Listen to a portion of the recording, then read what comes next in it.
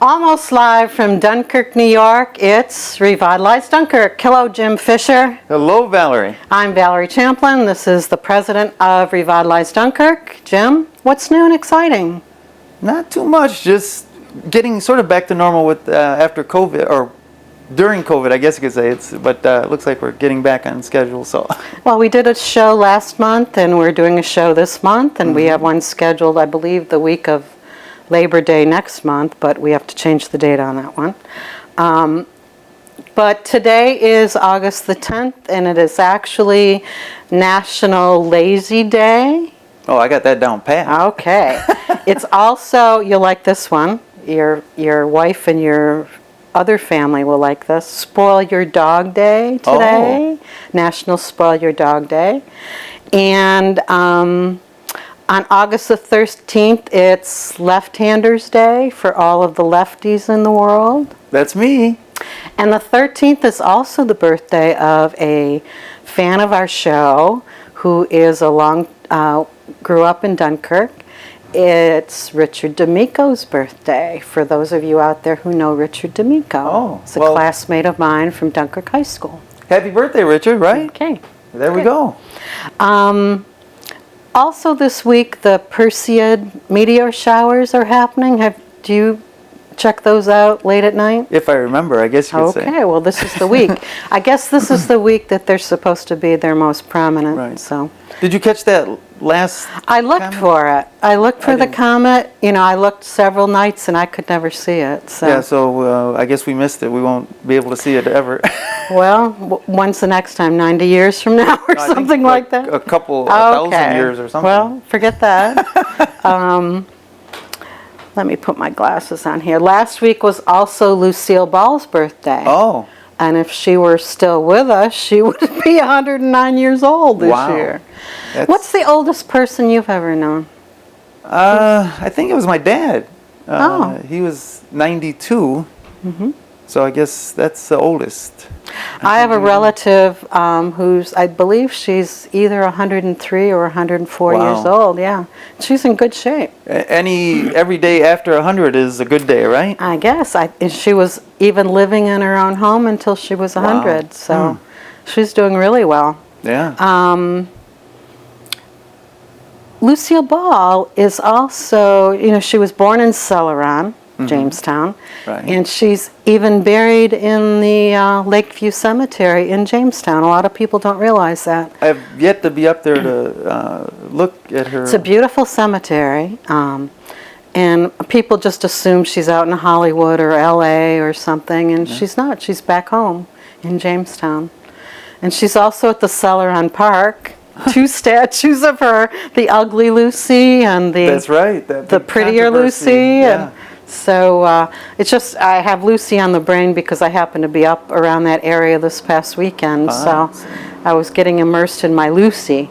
So there ain't nothing wrong with being immersed in Lucy. No, and you know, something else that happened funny over the weekend that's kind of related, I thought of Revitalize Dunkirk, as a matter of fact. I was on Chautauqua Lake, and I was sitting outside in a beautiful area outside of a new hotel that's there in Celeron. And I was having conversation and drinks and just enjoying the nice weather we had. And a couple of birds swooped down over our heads, and I heard bells ringing.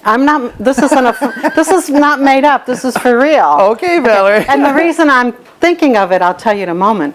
And I said to my friend, I said, those birds are wearing bells. You know, you say, you have another drink. And I said, no, really, those birds are wearing bells. And sure enough, I've seen a lot of things in the world, but I've never seen this.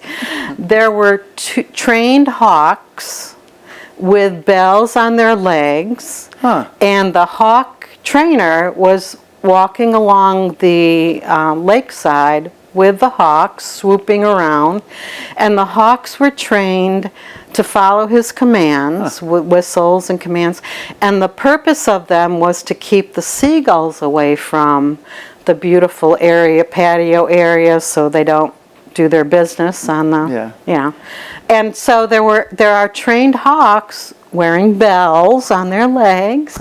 And it's the most fascinating thing. And I thought, well, next time I go to one of those bird meetings, that meet up at Bocce's, and we talk to the bird people, the bird aficionados, because they're interested in the work of Revitalize Dunkirk. And I thought, well, I'm going to have to report the bell-wearing hawks to the bird people the next time they meet at Bocce's. Yeah, that is bizarre. I had never, I've been a lot of places, and I've never seen trained hawks to scare away seagulls. Right. And the bird people are interested in the work of Revitalize Dunkirk because we're trying to develop that lovely property on Lake Erie, which is currently known as Battery Point. Right. And we're trying to develop, we meaning Revitalize Dunkirk, has a committee that's working with the city of Dunkirk to try to develop it into a nature area. Yeah. And, because COVID has struck down a lot of plans, Right. not too much is happening except us continuing to talk about it. Right. And the committee that's working on Battery Point will be reconvening soon. Right. So. Yeah, we're just getting started with everything. Right. Getting moving. And we've talked about Battery Point quite a Right. number of times because we just want people to know that we are active about it.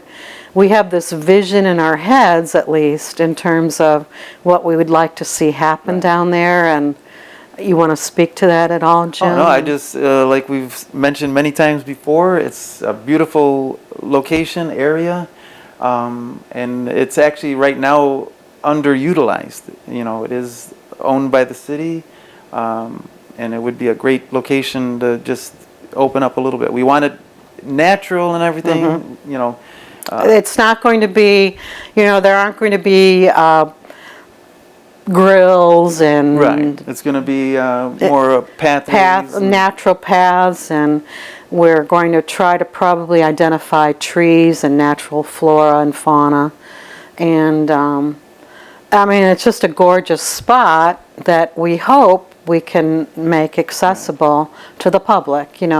Dunkirk people, tourists, bikers, walkers, whatever. And and there's nothing wrong with like a natural setting, a natural park, because I've been to a few recently, and it's just amazing the number of people that it's just pathways and they just go for a walk. And especially this year, it's unfortunate that we were stymied in our efforts, this winter. Right. But this year has been quite the year for people to take advantage of nature areas and going on walks and rides. And I've never seen so many bicycles out there before. Right. And where I live, there are people, it's a very pretty area, and families are walking together. It's nice to see. And we, of course, have lots of Pennsylvanians coming over the border, and lots of people from Pittsburgh coming over to New York State. And the beaches are full, and picnic areas you see are full with families. And we hope that people are distancing from each other in terms of people that aren't part of their nuclear group, their family groups. But beaches have been more crowded than I've seen in a long time. Right. Both in Dunkirk and Chautauqua and Presque Isle and Erie. And I've even, because I go walking quite frequently, and I've seen folks just sitting, talking like on park benches in some of the parks that you usually don't see anybody at. And I've seen at Point Gratiot, a lot of people bring their own lawn chairs, and they're just, couples usually are setting up lawn chairs, and they're just sitting in the shade, just to get out of the house. Right. So I guess that's one good thing that COVID has done, that it's made people get outside and enjoy nature. It's probably the only good thing that I can think of that COVID. And you get your vitamin D. That's true. So so we're excited about, and plus we'll be training hawks at Battery Point. You hear a bell? Yeah, that's not an angel. That's a hawk scaring away seagulls.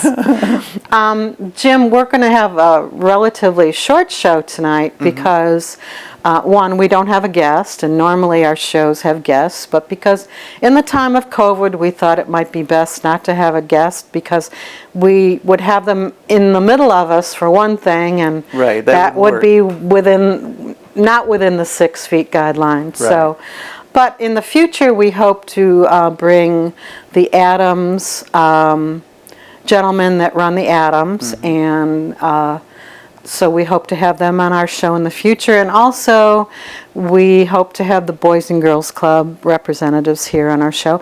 And we'll have other special guests in the future, but we're waiting till things calm down a little bit with COVID. And so I don't know if everybody knows where the Adams is, but Valerie, would you like to explain where the Adams is? Well, Adams, it's now known as the Adams, and the Adams used to be the Adams Art Museum, Art Center. Art gallery, yeah. Gallery. And previous to that, it had been the Unitarian Church on Central Avenue, Central and 6th Street on the corner. And it's a beautiful old edifice that needs lots of tender, loving care, as any old buildings do. And it's right across from the library, so it's a beautiful location. And a couple of years ago, a couple of gentlemen from Brooklyn, New York, one of whom has ties to the area. They're both architects. They took it upon themselves to try to breathe new life into the Adams, and so they got things going, and they got support from the community, and they've had special events there. They've had art shows, they've had musical events, they've had fundraising events, and I dragged you into one of them, and I was a Right. participant as a quasi-performer type person. And that night too, I got a tour. That's after right. everything was done, and Tell about the tour. oh, it was neat. Were you on the roof? I was on the roof. Were you supposed to be on the roof?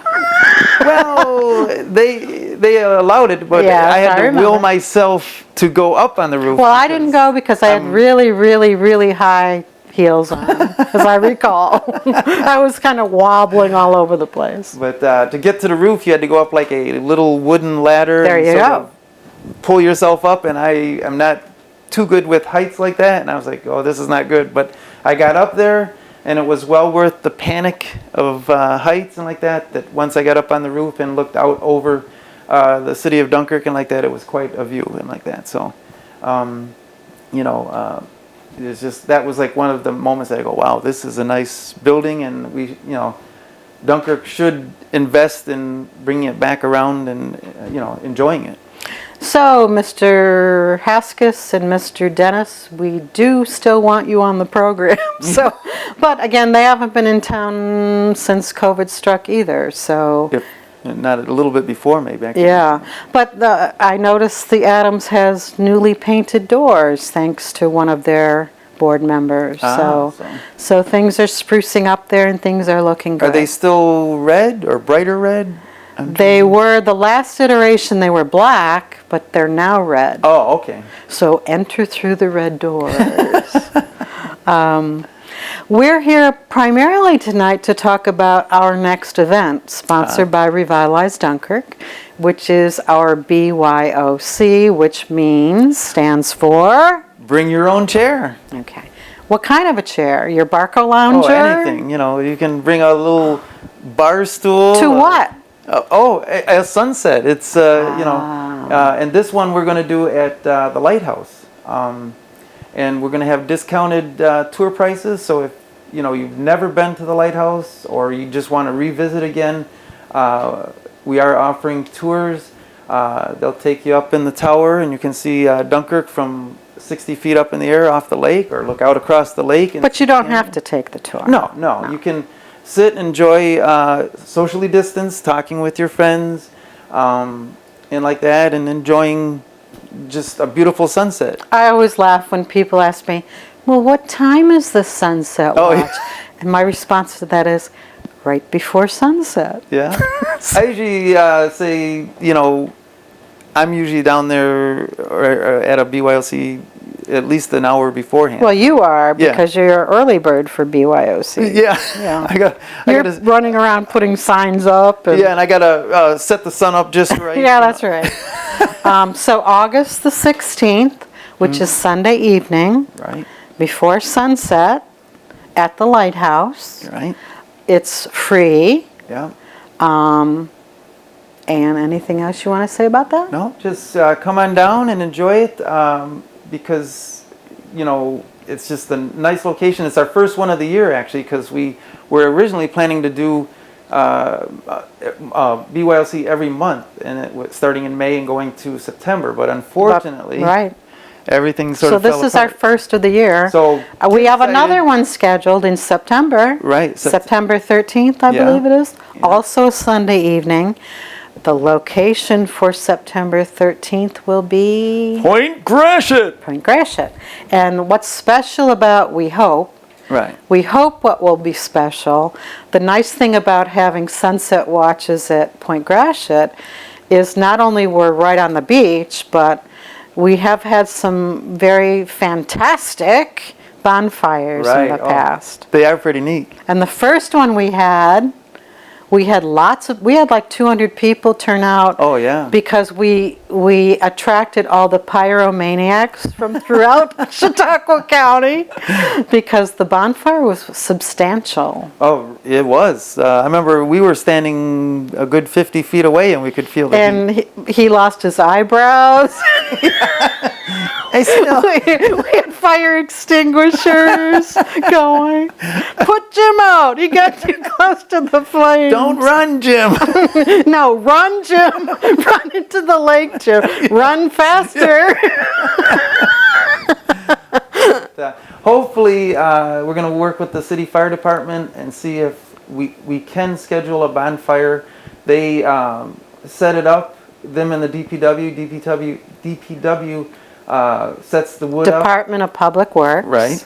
And they set it up, and then the firemen light it, and then they stand there on standby while they Yes. wait for all of us to leave after the Yes. sunset. It's not Revitalize Dunkirk people putting together the bonfire. I don't think that would be a good idea. No. There's, No, it would not be a good idea, nor would we ever do anything as so silly. Yeah. But yet it's all monitored and carefully orchestrated, Right. let's put it that way. And I was just kidding about your eyebrows. About the eyebrows. I had to have an eyebrow transplant. Although it is a funny image in my head. In September, we haven't had a meeting of our regular monthly meeting in quite a while. I know the board of directors have been meeting. Right. Committees have been meeting, but we haven't had our regular monthly meeting open to the public for quite a while. Right. But we're having our first one in September, right? Well, tentatively. Oh, okay. Because we're not sure if the incubator is going to be open Oh, yeah. or available. The SUNY Fredonia, Yeah, Fredonia, Incubator on Central Avenue. Right. 214 Central Avenue. That's where we usually have our meetings. It's a nice location. We've done it for at least 3 or 4 years now that we've met there. But unfortunately, with everything going on, it's another. But I believe, I've heard, I don't know if it's true or if it will happen, classes, I know public school classes are scheduled to reopen. At one time I heard that SUNY Fredonia classes, they weren't sure what was happening with SUNY Fredonia. Yeah, I haven't really heard And I too haven't much. heard an update yet Yeah. on that. As soon as the green light is given for SUNY Fredonia, the State University of New York at Fredonia, to reopen for classes, I would assume, which I should never do, that the incubator building would reopen. Right. Yeah.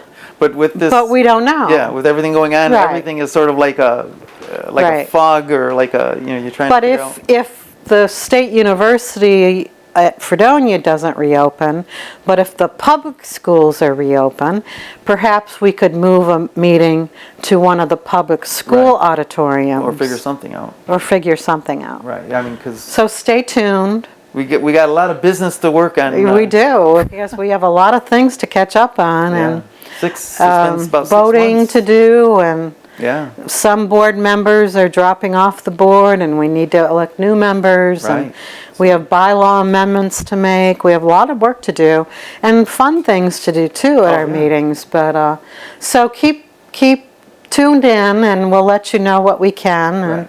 And you know, this isn't our only vehicle for getting information out there, but we'll have another show, as I mentioned, in early to mid-September before this open meeting. Right. So we'll announce it in our September TV show. Right. But Jim, tell the folks that are watching us tonight how they can stay in touch with Revitalize Dunkirk, or know what we're about and what we're involved with. We got a few things you can do. You can check us out on Facebook under Revitalize Dunkirk and like that. And we try to keep that updated as much as possible.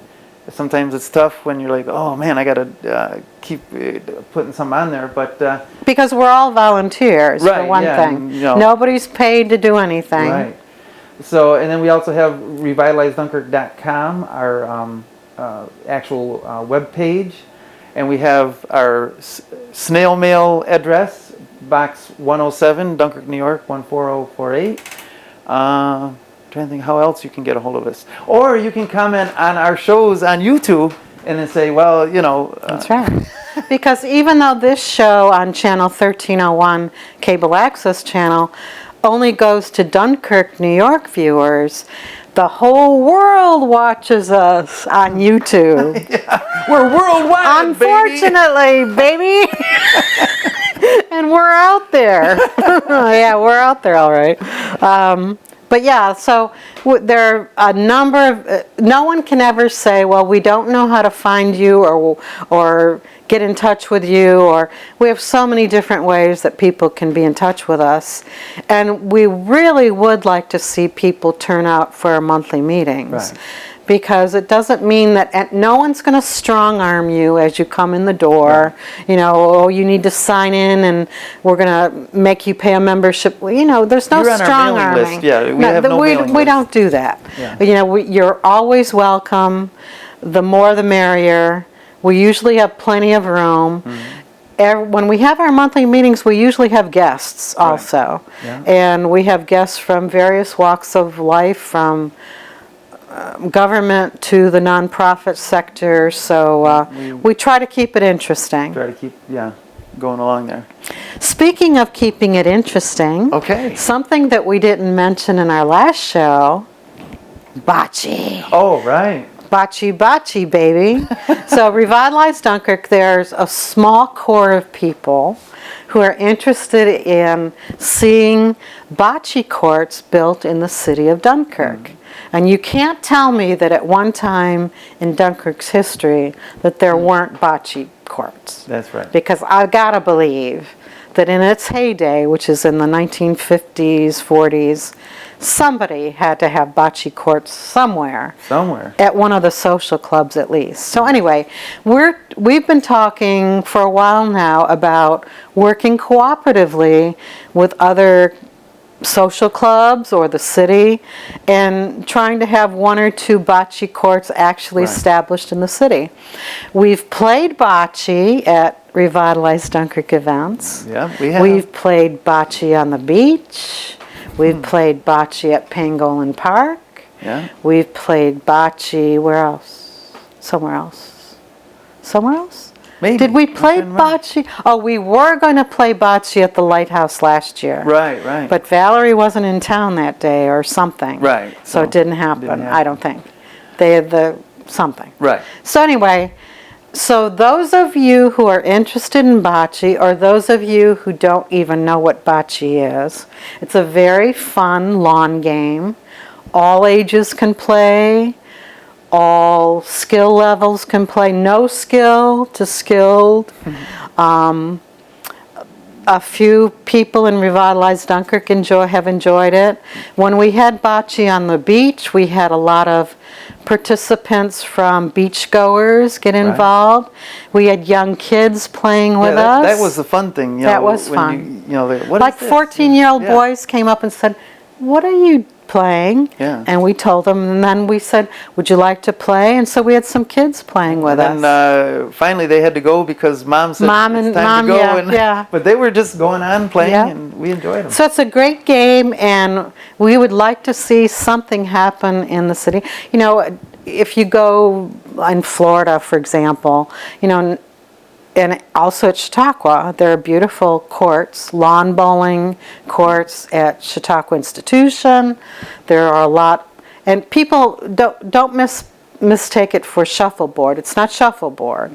So bocce is also known as boule in French.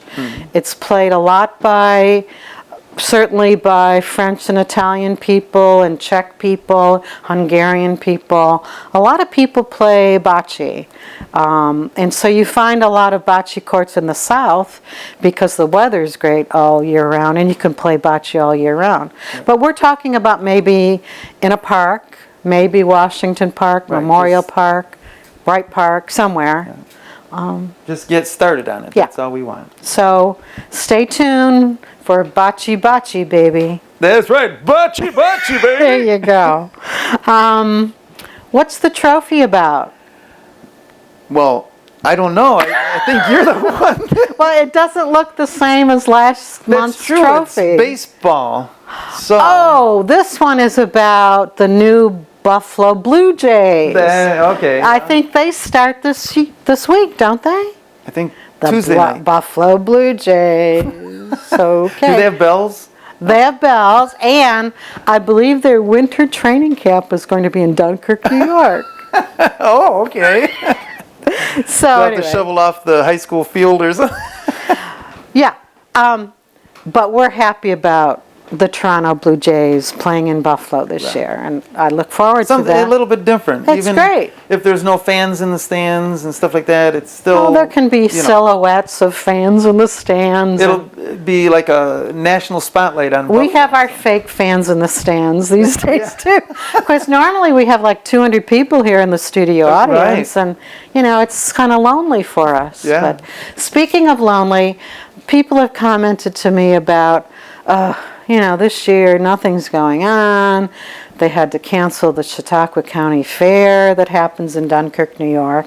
So we brought in a couple of old posters from old fair posters from back in the day when Chautauqua County Fair in Dunkirk was this post, and the posters were actually, I noticed, printed by Triangle Poster Company in Pittsburgh, Pennsylvania. Oh, another. But anyway, Demolition Derby and the fair, and we don't have one for the Joey Chitwood show. Oh, do you remember the Joey Chitwood show? What was Joey Chitwood? What was he? Yeah, what was it? Oh, it was like I don't know what you want to call it. Fast cars. Fast stunt cars. They did all sorts of stuff. I remember when they did the Astro Spyro jump. Were you involved in that? I was in the stands, you know, Astro spiraling, but... Were you spiraling out of control again? Yeah. Oh, he's at it again. Oh, no. It's that Jim Fisher up in the stands. But that was the thing that they actually did in a James Bond movie. Oh. I can't remember which James Bond, but it was the one that was shot in Louisiana or whatever, that they... the car. Well, the Joey Chitwood show was very popular back in the day, and isn't there a Joey Chitwood Jr. still around? I have no. He might be a special guest of ours in the future. Hey, Joey, come on and do the Astro Spyro. You know, as a matter of fact, speaking of Pittsburgh and fast cars and whatever, someone recently mentioned to me about the Halicki brothers from Dunkirk, New York. I said, and these were out-of-town people. I said, how do you know about the Halicki brothers from Dunkirk, New York? So, do you remember the Halicki brothers? I do. And do you remember that white Corvette that used to cruise around the streets with a... I don't remember that. You don't? The turnkey on the back of it had a big turnkey on the back part of the car? Yeah. Like a wind-up toy? I think I was a youngin' back then. Yes, I'm much older. We know. We won't go into that. But back in the day, you would see that white Corvette with a back trunk turnkey on it. I mean, you couldn't miss I it. vaguely remember that. Now that Yes, say you it. were in diapers, we know. No, not quite that bad. Mommy, look at the toy. I want one. What else do you want to talk about today, Jim? I don't know. Well, maybe a little bit about things that frost my. Grapes? Yeah, that's You it. mean we're at the Frost My Grapes segment? I guess so. Jim, what frosts your grapes today? Oh, well, I guess recently, since I every week I pick up a little bit of trash in certain sections of the city. What about at home? Your house is a mess, but he goes he goes around the streets picking up trash. I bet your wife loves that. He's out there again picking up trash on 2nd Street, but yeah, look at my house. Poor Kathy. I know, it's terrible. But I pick up trash and litter, and it's just amazing to see that, there's a constant litter problem, a constant trash problem here in the city. And Why is that, do you think? I don't know. It must be laziness, or isn't it today the National Lazy? Oh yes, that's right. No trash today though. Right. No. But just pick it up, Dunkirk. Because it's like New motto. found- Pick it up, Dunkirk. yeah, I've seen and picked up many things that I just go, why would anybody do that? Like the other night, I picked up a baby diaper. Somebody just chucked it out on the sidewalk. That's my worst pickup find. And it wasn't a clean baby diaper. No. They're usually full. I found They're bags horrible. of dog poo in bushes. Trying to think of other things I found. Well, some illegal substances are also found Right. on the streets, so those are dangerous to handle. But yeah, I don't even go near them. I have. If I do I've picked them up be careful. with gloves. Yeah. But yeah, litter and just that, take some pride in Dunkirk. Make it look just a little bit cleaner, a little bit nicer. Pick up, whether it's, your cup from, fast food joints, or